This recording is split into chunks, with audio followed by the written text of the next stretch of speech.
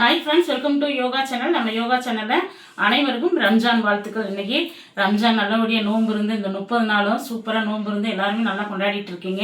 சேஃபாக கொண்டாடுங்க. எல்லாம் நம்ம முஸ்லீம் சப்ஸ்கிரைபர் நிறையா இருக்கிறாங்க. அது மாதிரி உலகத்தில் இருக்கிற அனைத்து முஸ்லீம்ஸ்களுக்கும் என்னுடைய மனமார்ந்த ரம்ஜான் வாழ்த்துக்கள். எல்லாருமே சூப்பராக கொண்டாடுங்க.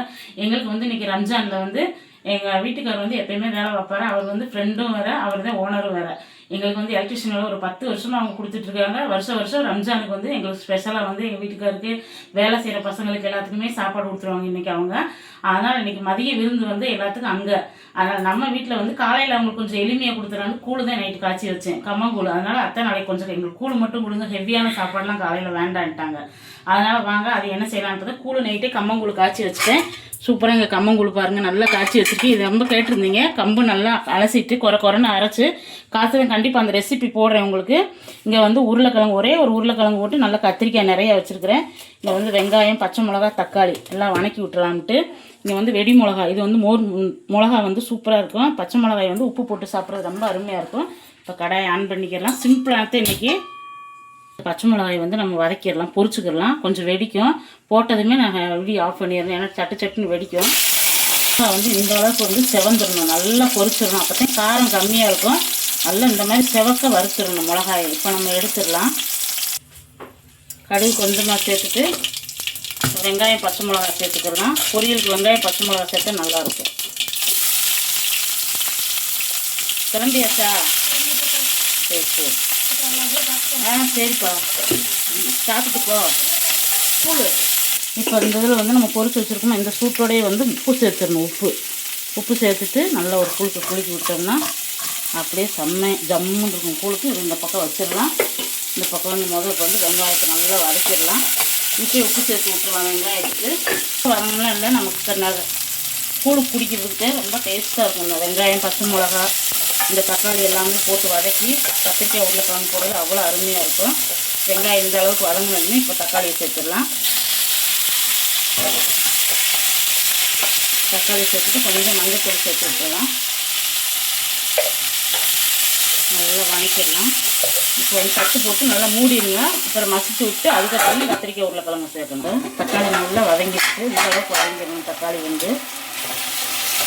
ரொம்ப வதங்கலாம் வேண்டாம். இந்த அளவுக்கு அந்த பச்சை வாடை லைட்டாக போனால் போதும். இப்போ நம்ம உருளைக்கிழங்கு, கத்திரிக்காயை சேர்த்துடலாம்.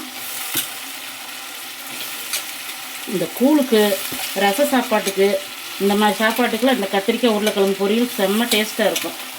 தண்ணியெலாம் எதுவுமே சேர்க்கக்கூடாது, தண்ணியே சேர்க்கக்கூடாது. அந்த தக்காளியிலே வதங்கணும்.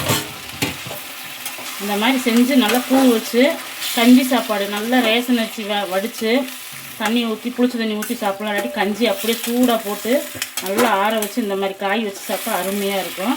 இப்போ எல்லாம் நல்லா வதக்கி விட்டாச்சு.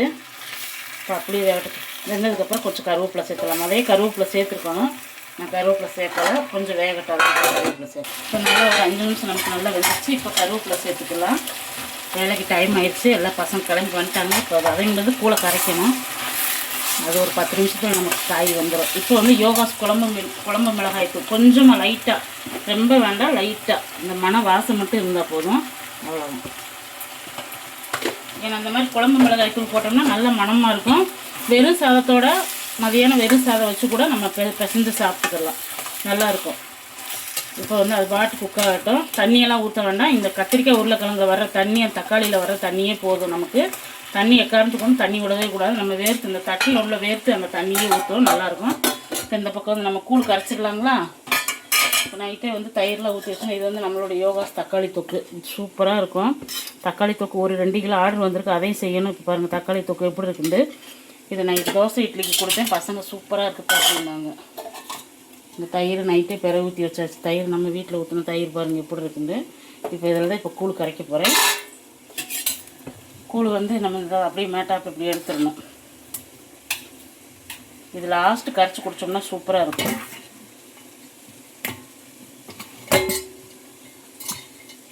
காலையில் எல்லாத்துக்குமே கூழ் தான் இன்றைக்கி.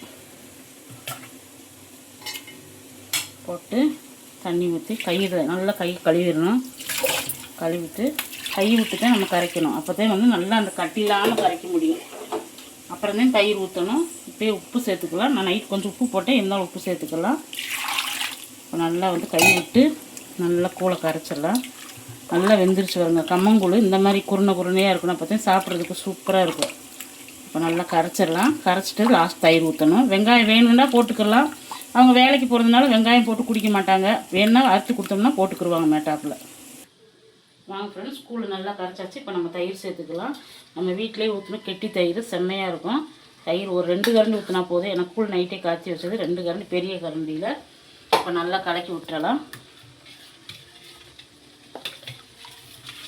கம்மங்கூழ் பாருங்க எப்படி இருக்குன்னு.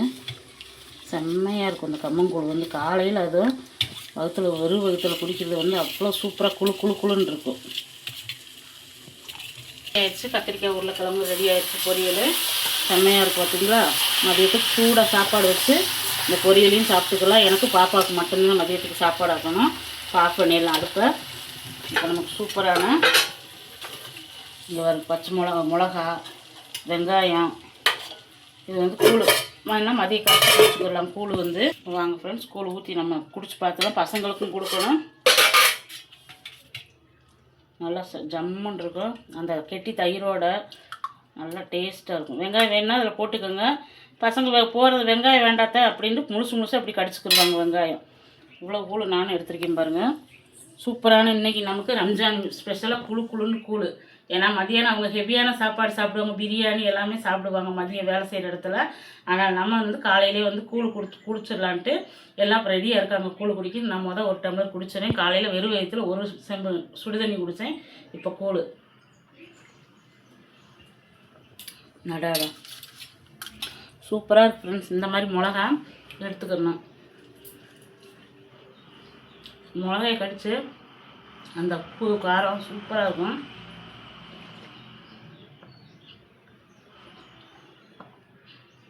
ஜம்முன்னு இருக்குது ஃப்ரெண்ட்ஸ். இதே மாதிரி கண்டிப்பாக நீங்களும் ட்ரை பண்ணி பாருங்கள். நான் அந்த மிளகாயை கடிச்சிட்டு இந்த கூட குடிச்சிட்டு உங்களை பார்க்குறேன்.